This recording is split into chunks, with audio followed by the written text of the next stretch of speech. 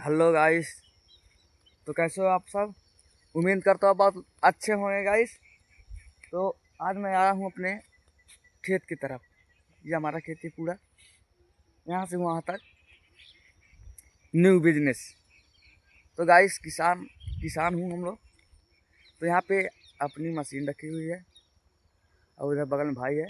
तो guys video बनाएंगे, साला 4 दिन लगेगा, 4 महीना, 4 साल, साला कामयाब तो हो के रहेंगे, साला कुछ भी हो जाए।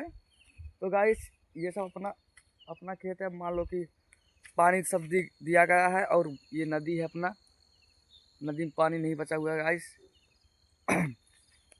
तो आप कैसे हो? उम्मीद करता हूँ आप बहुत अच्छे होंगे गाइस।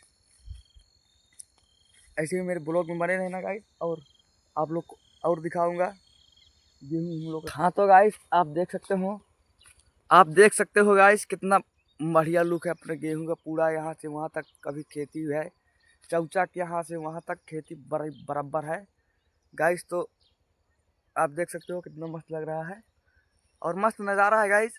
और इधर पूरा बगल में पूरा नदी है गाइस, नदी है पूरा, बगीचा वगीचा सब चीज़ है और जामुन का पेड़ भी रहता है गाइस। चलिए अब ब्लॉग में हम दिखाएंगे जब उसका सीज़न आ जाएगा तो गाइस। और देख सकते हो आप इधर पूरा गेहूँ